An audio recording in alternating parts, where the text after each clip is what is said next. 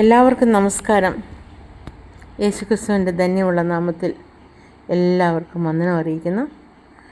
യേശുക്രിസ്തുവിൻ്റെ ധന്യമുള്ള നാമം മഹത്വീകരിക്കപ്പെടട്ടെ. ഇന്ന് നിങ്ങളോട് ഞാൻ പറയാൻ ആഗ്രഹിക്കുന്ന ബൈബിൾ മെസ്സേജ് മാർക്കോസിൻ്റെ സുവിശേഷം 4-ാം അധ്യായത്തിൻ്റെ 33-ാം വാക്യം തൊട്ട് 41 വരെയും, പിന്നെ 5-ാം അധ്യായം മാർക്കോസിൻ്റെ സുവിശേഷം 5-ാം അധ്യായത്തിലെ 1 തൊട്ട്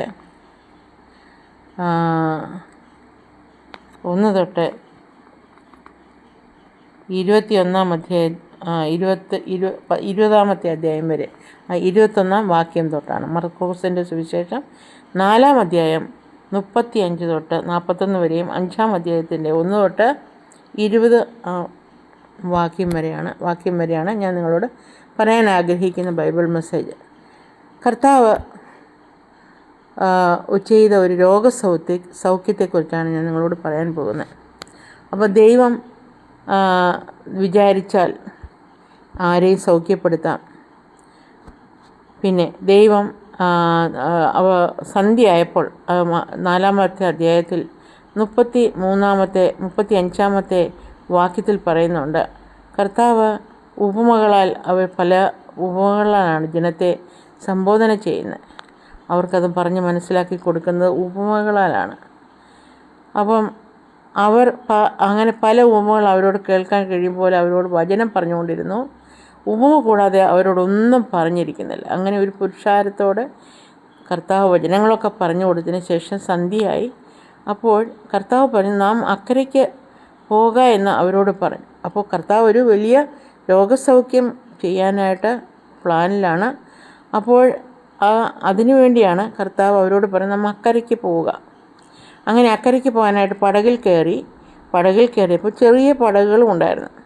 പടകിൽ കയറി അവർ അക്കരയ്ക്ക് പോകാനായിട്ട് തീരുമാനിച്ചപ്പോൾ അവിടെ വലിയൊരു ചുഴലിക്കാറ്റുണ്ടായി. നമ്മൾ എന്തെങ്കിലും ഒരു നല്ല കാര്യം ചെയ്യുമ്പോൾ തടസ്സപ്പെടുത്താനായിട്ട് പിശാചുക്കൾ അത് പരിശ്രമിക്കും. അതിന് പകരമായിട്ട് അവിടെ വലിയൊരു ചുഴലിക്കാറ്റുണ്ടായി. ആ ചുഴലിക്കാറ്റ് കാരണം ആ പടക് മുങ്ങുമാറായി. അപ്പോൾ നമ്മുടെ കർത്താവായ യേശുക്രിസ്തു അമരത്ത് തലയണയൊക്കെ വെച്ച് നല്ല സുഖമായിട്ട് കിടന്ന് ഉറങ്ങുകയാണ്. ഒന്നും അറിയാത്തതുപോലെ ഉറങ്ങുകയാണ്. അപ്പോൾ ശിഷ്യന്മാരെല്ലാം ഭീതി പൂണ്ടു, അയ്യോ പടക് നശിച്ചു പോകുന്നു, ഗുരു ഞങ്ങൾ നശിക്കാൻ പോകുന്നു, നീ ഇതൊന്നും അറിയുന്നില്ലേ എന്ന് പറഞ്ഞ് കർത്താവിനെ ഉണർത്തി. കർത്താവ് കടലിനെ ശാസിച്ചു. അപ്പോൾ കടലടങ്ങി. അത് കേൾപ്പം ശിഷ്യന്മാരത് കണ്ട് ഭയപ്പെട്ടു. കാറ്റും കടലും പോലും ഇവനെ അനുസരിക്കുന്നുവല്ലോ എന്ന് പറഞ്ഞു. ഇവൻ എന്ന് അവർ തമ്മിൽ പറഞ്ഞു. കർത്താവ് കടലിനക്കരെ ഗദരദേശത്തേക്ക് പോവുകയാണ്. ഗദരദേശത്ത് അവിടെ ചെന്നപ്പോഴാണ്, അവിടെ പടകിൽ നിന്നിറങ്ങിയപ്പോൾ അനേക അശുദ്ധാത്മാവ് ബാധിച്ച ഒരു മനുഷ്യൻ കല്ലറകളിൽ നിന്ന് അവനെ എതിരേറ്റ് വന്നു. അവൻ്റെ പാർപ്പ് കല്ലറകളിലായിരുന്നു. ആർക്കും അവനെ ചങ്ങല കൊണ്ടുപോലും ബന്ധിക്കാൻ പറ്റത്തില്ല. അവൻ അതിശക്തനായിട്ടുണ്ടായിരുന്നു. ചങ്ങലകൾ കൊണ്ട് ബന്ധിച്ച് കഴിയുമ്പോൾ അവൻ ആ ചങ്ങലയെല്ലാം വലിച്ച് പൊട്ടിച്ച് ദൂരെ കളഞ്ഞ് അവൻ ഓടിപ്പോകുമായിരുന്നു. ആർക്കും അവനെ ബന്ധിക്കാൻ പറ്റാത്ത ഒരു സിറ്റുവേഷനായിരുന്നു. ആൾക്കാർക്കെല്ലാം അതുവഴി പോകാൻ പേടിയാണ്. തന്നെത്താൻ ചതച്ചും തന്നെത്താൻ മുറിവേൽപ്പിച്ചും അവൻ ഇങ്ങനെ നടന്നു. വസ്ത്രമൊന്നും ധരിക്കാതെ അങ്ങനെ നടന്നു. അങ്ങനെ നടന്ന ആ ഹുദകസ്റ്റിനെയാണ് കർത്താവ് സൗഖ്യമാക്കാനായിട്ട് പോകുന്നത്. അപ്പോൾ അവൻ ഓടിച്ചെന്ന് യേശുവിനെ കണ്ടപ്പോൾ അവൻ യേശുവിനെ ദൂരത്തിൽ നിന്ന് ഓടിച്ചെന്ന് അവനെ നമസ്കരിച്ചു. അവൻ ഉറക്ക നിലവിളിച്ച്, യേശുവേ മഹോന്നതനായ ദൈവപുത്ര, എനിക്ക് നിനക്കും തമ്മിലെന്തേ? ദൈവത്താണ് എന്നെ ദണ്ഡിപ്പിക്കരുതേ എന്ന് അപേക്ഷിക്കുന്നു എന്ന് പറഞ്ഞു. അശുദ്ധാത്മാവേ ഈ മനുഷ്യനെ വിട്ടുപോ എന്ന് ദൈവം പറയുകയാണ്. അപ്പോൾ നിൻ്റെ പേരെന്താണെന്ന് അവനോട് ചോദിച്ചതിന്, എൻ്റെ പേര് ലഗ്യോൻ എന്നാണ്. ഞങ്ങൾ പലരാകുന്നു. പലരാണ് ഇവൻ്റെ ശരീരത്തിൽ കൂടിയിരിക്കുന്നത്. അപ്പോൾ നാട്ടിൽ നിന്ന് ഞങ്ങളെ അയച്ചു കളയാതിരിപ്പാൻ ഏറിയോന്ന് ഒരുപാട് അവരപേക്ഷിച്ചു. കർത്താവേ ഞങ്ങളെ ഇവരിൽ നിന്ന് പുറത്താക്കല്ലേ എന്ന്. അവിടെ മലയരികെ ഒരു വലിയ പന്നിക്കൂട്ടം മേഞ്ഞുകൊണ്ടിരിക്കുകയാണ്. ആ പന്നികൾ കടക്കേണ്ടതിന് ഞങ്ങളെ അയക്കണം എന്ന് അവരപേക്ഷിച്ചു. അവർ അനുവാദം കൊടുത്തു. അശുദ്ധാത്മാക്കൾ പുറപ്പെട്ട പന്നികളിൽ കയറി. ആ കൂട്ടത്തോടെ പന്നികളെല്ലാം കടലിലേക്ക് പാഞ്ഞ് വീർപ്പ് മുട്ടിച്ചത്തു. അവ ഏകദേശം 2000 പന്നികളുണ്ടായിരുന്നു. പന്നികളെ മേയ്ക്കുന്ന റോഡിൽ ചെന്ന് പട്ടണത്തിലും നാട്ടിലുമൊക്കെ അറിയിച്ചു. സംഭവിച്ചു കാണാൻ പലരും വന്നു. സംഭവിച്ചത് എന്താണെന്ന് കാണാൻ പലരും ഓടി വന്നു.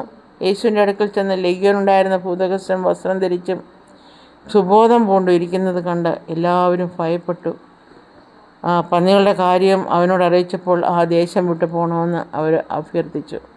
കർത്താവ് ഒരുവനെ സൗഖ്യമാക്കണമെന്ന് വിചാരിച്ചാൽ അവനെ സൗഖ്യമാക്കും. കർത്താവ് ദൂരെ ഈ മനുഷ്യന് വേണ്ടി വന്നതാണ്.